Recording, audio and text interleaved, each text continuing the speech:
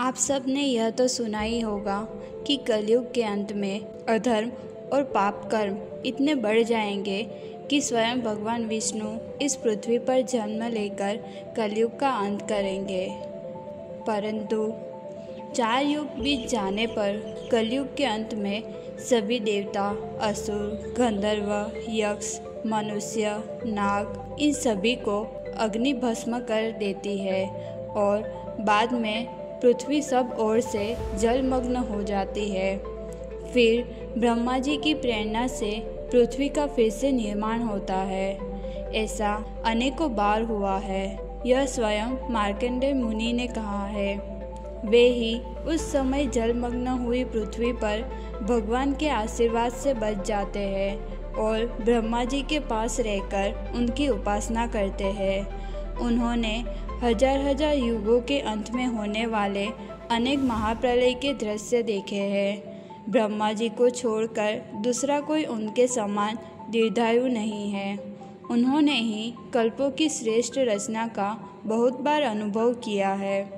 आज मैं आपको जलमग्न पृथ्वी में स्थित भगवान के बाल मुकुंद के स्वरूप की कथा सुनाऊंगी, जिनके दर्शन मुनि मार्कंडेय ने किए थे। यह वीडियो अंत तक देखना और वीडियो अच्छा लगे तो लाइक, कमेंट और सब्सक्राइब जरूर करना। सतयुग कुल 4800 दिव्य वर्ष का होता है। दिव्य वर्ष यानी मनुष्य के 360 दिन का एक दिवस देवताओं का होता है। इसलिए सतयुग 17,28,000 वर्ष का है। इसी तरह त्रेता युग 3600 दिव्य वर्ष यानी 12,96,000 वर्ष का होता है। वही द्वापर युग 2400 दिव्य वर्ष यानी 8,64,000 वर्ष का होता है और कलयुग 1200 दिव्य वर्ष यानी 4,32,000 वर्ष का होता है। इस तरह 12,000 दिव्य वर्षों की एक चतुर्युगी बताई गई है। 1,000 चतुर्युग बीतने पर ब्रह्मा जी का एक दिन होता है।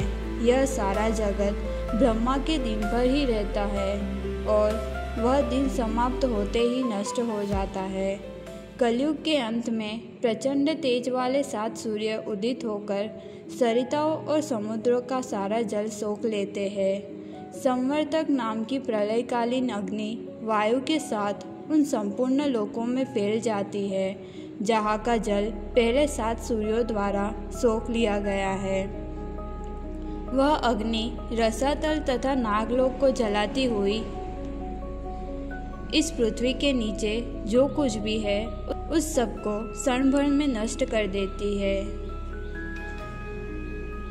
इस तरह सभी ओर फैली हुई वह प्रचंड अग्नि देवता, असुर, गंधर्व, यक्ष, नाग तथा राक्षसों सहित संपूर्ण विश्व को भस्म कर डालती है। इसके बाद आकाश में महान मेघों की घोर घटा घिर जाती है। वे सभी बादल गर्जना करके आकाश मंडल को ढक लेते हैं। उनके वर्षा करने पर पर्वत, वन और खानों सहित यह सारी पृथ्वी अगाध जल राशि में डूबकर सब ओर से भर जाती है। इस वर्षा के कारण प्रज्वलित अग्नि बुझ जाती है। ब्रह्मा जी की प्रेरणा से वह बादल 12 वर्षों तक बरसते हैं, जिसके कारण समुद्र अपनी सीमा को लांघ जाता है, पर्वत फट जाते हैं और पृथ्वी पानी में डूब जाती है। समस्त आकाश को घेरे हुए वे मेघ के बादल वायु के प्रचंड वेग से छिन्न भिन्न होकर अदृश्य हो जाते हैं। इसके बाद स्वयं ब्रह्मा जी उस भयंकर वायु को पीकर सो जाते हैं। इस प्रकार चराचर प्राणियों, देवताओं तथा असुर आदि के नष्ट हो जाने पर राक्षस, यक्ष, मनुष्य, हिंसक जीव, वृक्ष तथा अंतरिक्ष से शून्य उस घोर एकांवमय जगत में केवल ऋषि मार्कंडेय ही उस भयंकर जल में विचरते हैं। जब उन्होंने किसी भी प्राणी को नहीं देखा तब वे व्याकुल हो जाते हैं। बहुत समय बीत जाने पर भी उन्हें कोई आश्रय नहीं मिलता। तदंतर एक दिन एकांव की उस अगाध जल राशि में उन्होंने एक बहुत विशाल बरगद का वृक्ष देखा। वृक्ष की चौड़ी शाखा पर एक पलंग था जिसके ऊपर दिव्य बिछौने बिछे थे। उस पलंग पर एक सुंदर बालक दिखाई दिया जिसका मुख चंद्रमा के समान नेत्रों को आनंद देने वाला था। उस अद्भुत बालक को देखकर ऋषि मार्कंडेय विस्मय हो गए। वे विचार करने लगे कि सारे संसार का नष्ट हो जाने पर भी यह बालक यह कैसे सो रहा है। उन्हें तीनों काल का ज्ञान होने पर भी वे उस बालक के विषय में कुछ न जान पाए।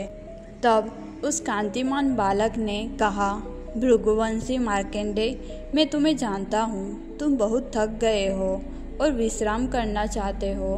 तुम्हारी जब तक इच्छा हो यहाँ बैठो, मैं तुम पर कृपा करता हूँ। तुम मेरे शरीर के भीतर प्रवेश करके विश्राम करो, वहाँ तुम्हारे रहने के लिए व्यवस्था की गई है। इतना कहकर उस बालक ने सहसा अपना मुख खोला और देवयोग से ऋषि मार्कंडेय उसमें प्रवेश करते हैं। जब वे बालक के उदर में पहुँचे तब उन्होंने वहाँ समस्त राष्ट्रों और नगरों से भरी हुई सारी पृथ्वी दिखाई दी। जब वे वहाँ घूमने लगे तब उन्होंने सारी नदियाँ, जल जंतुओं से भरे रत्नाकर समुद्र, चंद्रमा, सूर्य, पर्वत, वन आदि देखे।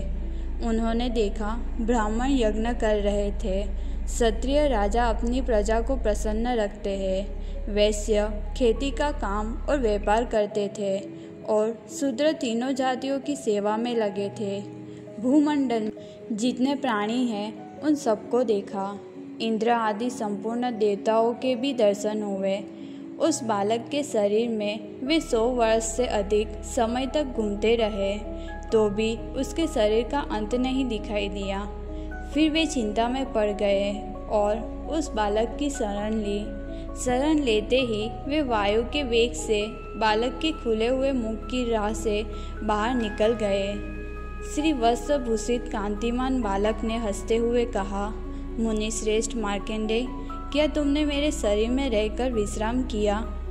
तब ऋषि मार्कंडेय ने माया से मुक्त होकर उस कोमल और लाल रंग की उंगलियों से सुशोभित लाल लाल तल वाले उस बालक के चरणों को पकड़कर मस्तक से प्रणाम किया। बाद में उनसे पूछने लगे, मैं आपको और आपकी माया को जानना चाहता हूँ। आपके उदर में समस्त जगत विद्यमान है। आप ही की कृपा से मैंने आपके शरीर में प्रवेश कर आपकी प्रेरणा से बाहर आया हूँ। आप इस संपूर्ण जगत को पी करके यह साक्षात बालक वेश में क्यों विराजमान है? यह संसार आपके शरीर में किस लिए स्थित है? आप कितने समय तक इस रूप में यहाँ रहोगे? मैं आपसे यह सब बातें विस्तार पूर्वक सुनना चाहता हूँ। भगवान बोले, तुम पितृभक्त हो और मेरी शरण में आए हो। तुमने महान ब्रह्मचर्य का पालन किया है। इन्हीं सब कारणों से तुम्हें मेरे इस स्वरूप का दर्शन हुआ। पूर्व काल में मैंने ही जल का नारा नाम रखा था। वह नारा मेरा निवास स्थान है, इसलिए मैं नारायण नाम से विख्यात हूँ।